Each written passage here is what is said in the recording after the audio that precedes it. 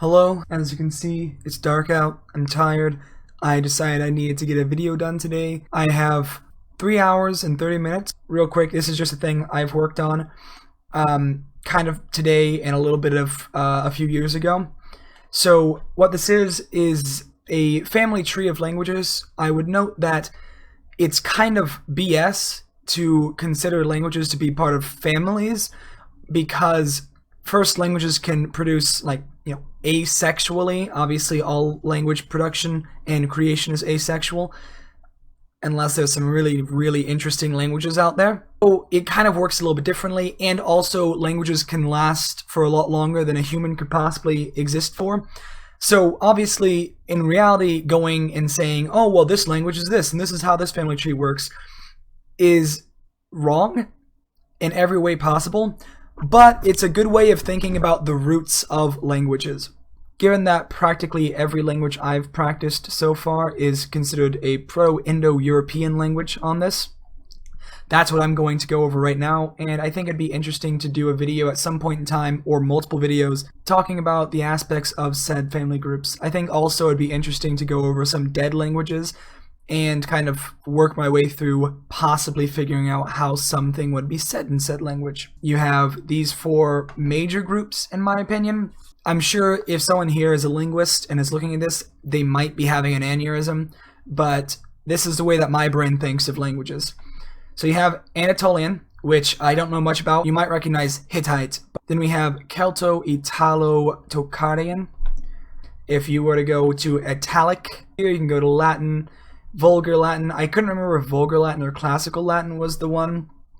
So I just went with Vulgar Latin because that seems to be where I remember. And then my thought was Church Latin came from Classic Latin. And then you have the Romantic languages, and then you have that little bit of break there.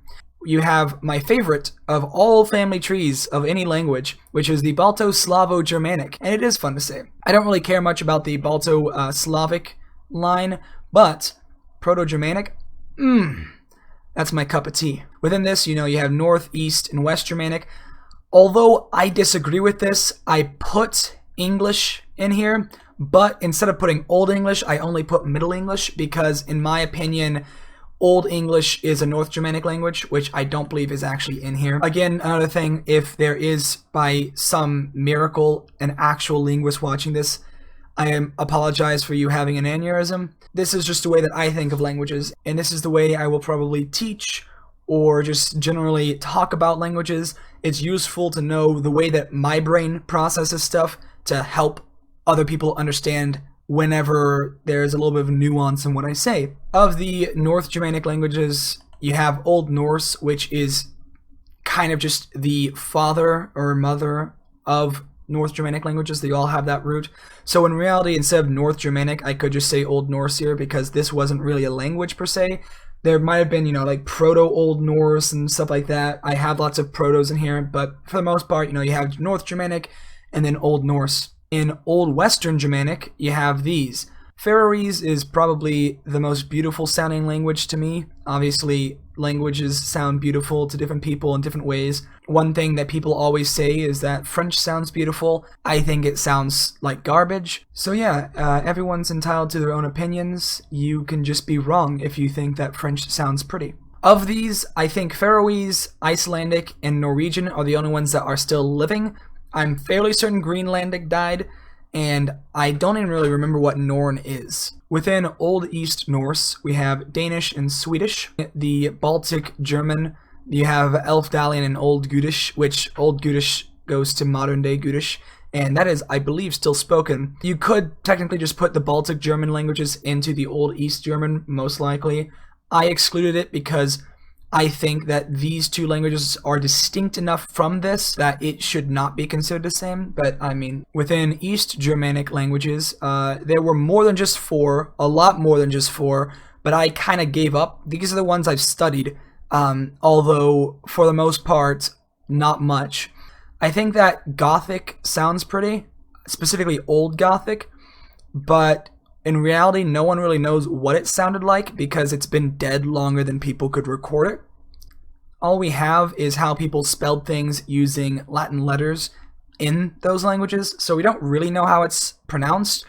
but for the most part, if you use the same consonants and vowels that its sister languages or so on use, for the most part, you will get, I think, a mildly accurate sound. Now we have West Germanic, which is where most of the power, you could say, of the Germanic languages come from.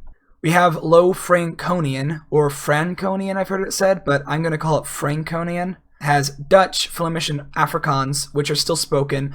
Limburgish, I'm fairly certain is spoken, and I'm fairly certain I pronounced incorrectly. But within Old High German, you have Upper German and Central German, sort of. These are not my own things. This is what I found online.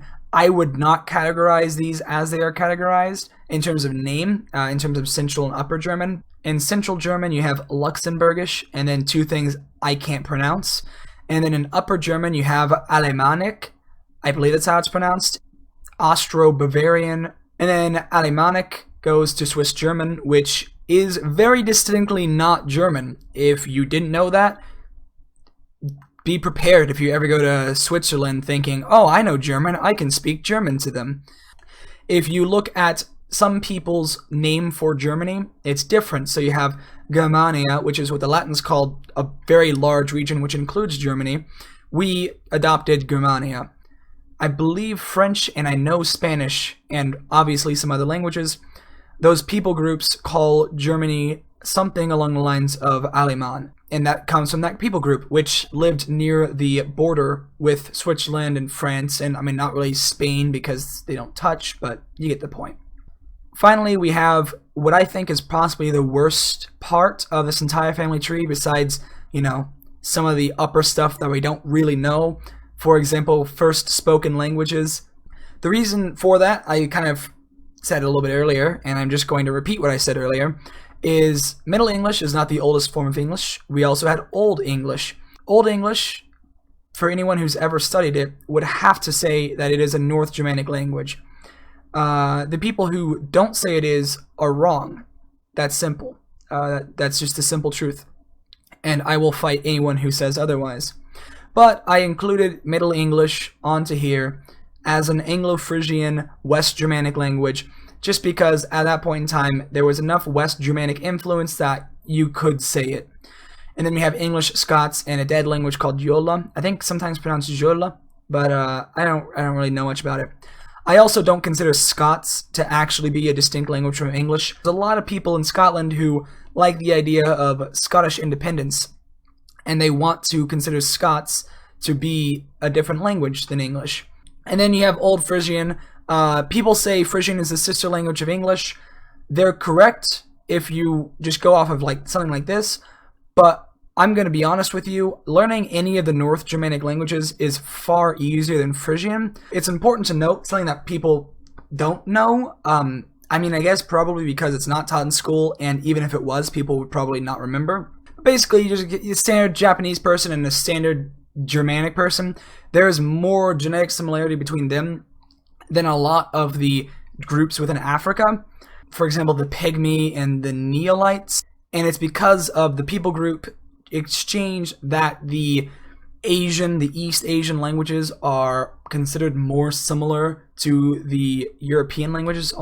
But that's the reason there's more similarity between these and why they're both considered Euro-Asiatic. In my opinion, it's really hard to exactly tell what's more similar. I think these have more similar bases, in my own opinion. Don't take my opinion as if it's worth anything. The thing, though, is that even if these had more similar beginnings, something like Hebrew, a lot of people who once spoke Hebrew had kids that then lived in places that spoke a pro-Indo-European language. So although if you know English and you try to learn Japanese, that possibly would be the most difficult language to learn, I do think that the similarities between their basic structure once was similar, and that's the reason that there's a difference here. So after however long that video just was, I just want to say that if you stuck around, thanks, and here's the actual point of this video.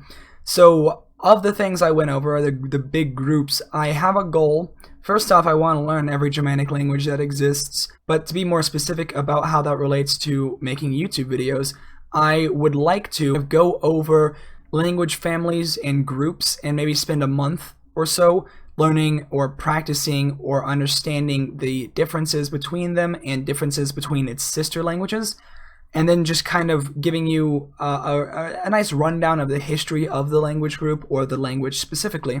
English, for example, will at least have one dedicated video to it and me explaining why anyone who ever says English is a West Germanic language is wrong. I should note, I say this as though I'm an expert. I'm not. I just happen to disagree with people all the time. Anyway, thanks for watching and have a great rest of your day.